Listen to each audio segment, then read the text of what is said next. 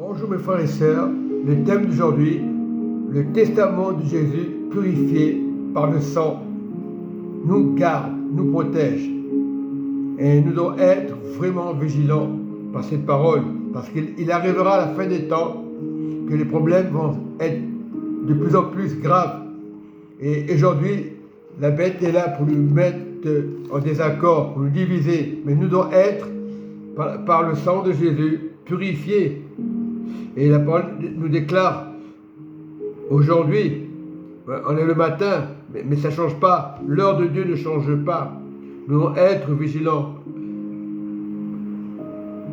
Donc, dans Hébreux 9, je prends le verset 21, il fit pareillement l'aspersion avec le sang sur le tabernacle et sur nous tous les sensibles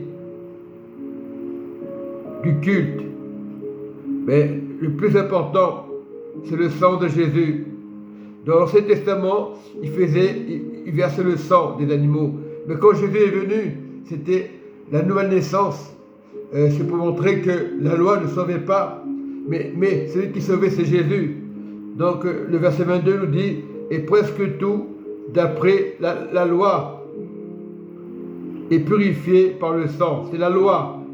Et sans l'infusion de sang, il n'y a pas de pardon. Et s'il n'y a pas Jésus dans ta vie, il n'y a pas de pardon. Beaucoup de chrétiens parlent de Jésus, mais ils veulent la séduction, les belles paroles. Mais c'est le sang de Jésus qui purifie de tout péché. Et aujourd'hui, il y a beaucoup de cultes qui quittent la parole de Dieu, qui quittent le sang de Jésus. Ils vont ailleurs en disant, on nous a trompés. Il y a combien de chrétiens enfermés qui ne veulent pas accepter le sang de Jésus? Ils vont te dire, ils vont tordre des Écritures en disant, on nous a trompés. Et ceux qui tordent les Écritures, parce que c'est des chrétiens blessés, des chrétiens peut-être pas compris. Mais le Nouveau Testament, c'est Jésus. Et il nous dit, vraiment, et c'est la vérité, sans le sang de Jésus, on ne peut pas être purifié. Parce que, nous voyons dans le verset 23, il était donc nécessaire, puisque l'image des choses qui sont dans les cieux devait être purifiée de cette manière, que les choses célestes elles-mêmes le soient par des sacrifices plus excellents que ceux-là, car Christ n'est pas entré dans un sanctuaire fait de main d'homme. Il est entré dans le ciel même afin de comparaître maintenant pour nous devant Dieu. Mais nous devons être purifiés par le sang de Jésus. Il arrivera à la fin des temps, nous parle Apocalypse, la révélation nous dit, les choses vont se passer, puisque je vis monter de la mer une belle qui avait 10 cornes et 7 têtes, et sur ces cornes 10 diadèmes, et sur ces têtes des noms de blasphème. La bête que je vis était semblable à un léopard. Oui, un léopard. Ses pieds étaient comme ceux d'un ours. Nous voyons le symbole sur Poutine. Il y a un ours et c'est pas normal, c'est ça la bête. Et sa gueule comme une gueule de lion. Le dragon lui donnera une puissance, son trône et une grande autorité. Ce qui se passe aujourd'hui avec Poutine, il se prend autorité. Il a l'esprit de la bête. On parle de l'esprit parce que le diable n'a pas de corps. Et cette autorité, c'est la bête.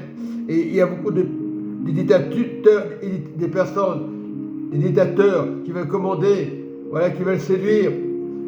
C'est le signe de la bête.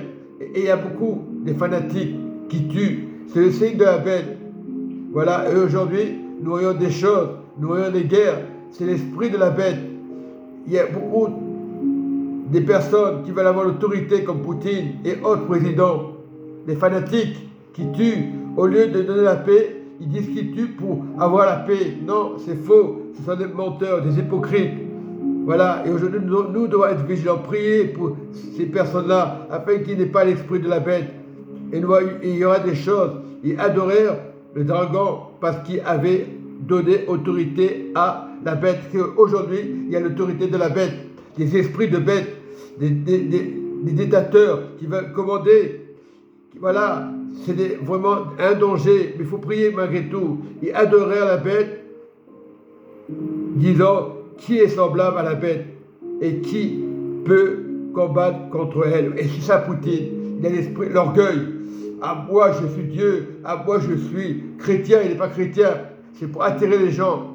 Ah, moi je suis orthodoxe, c'est moi le fruit de l'esprit, et en réalité c'est le fruit de la bête. Et il lui fut donné une bouche qui proférait des paroles arrogantes comme fait Poutine, et des blasphèmes, et d'autres présidents qui a l'esprit de la bête, c'est tout. Il lui fut donné le pouvoir d'agir pendant 42 mois, et elle ouvrit la bouche pour des blasphèmes contre Dieu, pour blasphémer le nom de Jésus, de son tabernacle. Et ceux qui habitaient dans le ciel, il lui fut donné de faire la guerre aux saints et de vaincre, et il lui fut donné l'autorité sur toute tribu, toute nation, tout peuple, toute langue et toute nation, et tout blase, et tous les habitants de la terre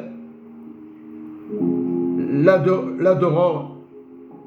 Et aujourd'hui, on adore des faux dieux. Ce qui arrive aujourd'hui, ceux dont le nom n'a pas été écrit dans le livre de vie de l'agneau de Jésus, qui a été immolé dans la fondation du monde. Il a été immolé, tandis que Satan n'a pas été immolé. C'est un ange déchu, un archange déchu, et que Dieu l'a rejeté. Il n'est pas dans le livre de vie. C'est pour ça qu'il est jaloux. C'est pour ça qu'il fait du mal, des guerres, des drogues. Aujourd'hui, l'esprit de l'Antichrist. Voilà, le monde est perdu, mais prions de ne pas baisser les bras. Si quelqu'un a des oreilles, qui entend. Si quelqu'un est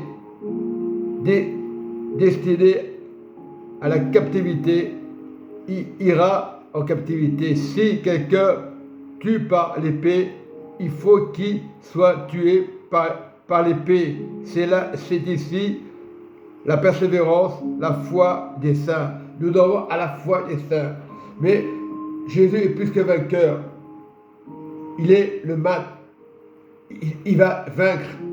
Et il aura le dernier mot. Satan va nous faire peur à un moment. Ce qui se passe aujourd'hui, la guerre, Poutine, notre président, qui joue, soi-disant, le rôle du gentil, mais ils sont avec eux. Ils sont avec l'esprit d'Antichrist. Ce sont des hypocrites. La bête est là. Et c'est vrai que la bête est là. Elle doit être vraiment vigilante. Il ne faut pas se décourager. C'est rien du tout. On dit c'est fini, il n'y aura plus de finances. C'est faux. Il faut persévérer. Il ne faut pas écouter ceux qui sont dans les maisons, qui ont été blessés, qui veulent avoir raison. C'est l'orgueil. Et quand tu leur dis orgueilleux, ils vont se fâcher. Quand tu vas leur dire que Jésus est Dieu, ils vont se fâcher. Comme les scribes et les pharisiens de l'époque, qui disaient que Jésus n'était pas, pour eux, il n'était pas Dieu. S'il aurait dit qu'il était Dieu, on l'aurait lapidé, parce qu'il était Dieu. Mais comme ils ne comprenaient pas pourquoi il vient, parce que la chair, ça représente le péché dans la religion. Et Jésus, sa chair était pure, sa chair n'avait jamais péché. Voilà pourquoi les scribes disaient c'est pas possible que Jésus, qui est le Messie, pour eux, c'était pas possible. Et aujourd'hui, on rentre dans le même piège. Beaucoup de chrétiens diront, oh les pauvres juifs, ah, on a fait du mal à Jésus. Mais Jésus, on lui a fait du mal. Qui c'est qui a mis le problème? Il faut aimer les juifs, parce qu'ils étaient dans l'ignorance. Certains sont sortis de leur religion, ils sont devenus en Christ, et ils sont sauvés. Quelle que soit ta religion, marche avec Jésus. Ne te pose pas de questions, ne regarde pas l'étiquette. Ah, mon église, ah, je dois rester avec mon pasteur. Après, tu vas te bloquer. Non, Si Dieu te dit de partir, pars. On ne te retient pas. Les pasteurs ne te retiennent pas. On s'habitue. C'est ça le piège aujourd'hui des chrétiens. On est tellement habitués humainement. Nous devons rester en Christ. Un pasteur ne peut pas te manipuler. Si tu as la parole, si tu ne juges pas ton pasteur, si tu pries pour ton pasteur, tu as le droit de partir. On ne peut pas te retenir. Mais aujourd'hui, on retient les enfants de Dieu. Et toute leur vie sont bloqués. Ils ont un ministère, on va les bloquer. Ma vision de l'église, on bloque les chrétiens aujourd'hui. Il y a des personnes qui vont rester dans la vision. Ils vont persévérer dans la vision. On va les garder parce qu'ils ont persévéré dans la vision. Et pourtant, on parle de Jésus. Non, nous devons être le Saint-Esprit, l'encre du Saint-Esprit. Pas dire, je suis le Saint-Esprit. Ah, je suis Dieu. Non, c'est Dieu qui donne l'intelligence, le cœur. Nous sommes le temple du Saint-Esprit. Quand des fois nous tombons dans la publicité, on ne se rend pas compte. Nous devons prier les uns pour les autres, pas condamner. C'est important de prier les uns pour les autres. L'Esprit d'Antéchrist est là, mais il ne peut pas nous toucher, parce que nous sommes le temple du Saint-Esprit. Et la parole de Dieu est là. La vérité nous rend libres. Voilà, aujourd'hui, il y a beaucoup de faux prophètes qui vont dans les réseaux sociaux, qui vont dire, ils vont dire, les faux prophètes, les faux pasteurs, ils vont répéter pareil. Mais celui qui, plus que vainqueur, c'est Jésus. Soyez bénis et que Jésus vous protège et que le sang de l'agneau vous protège et vous garde. Amen. Soyez dans l'amour de Jésus. Amen et Amen.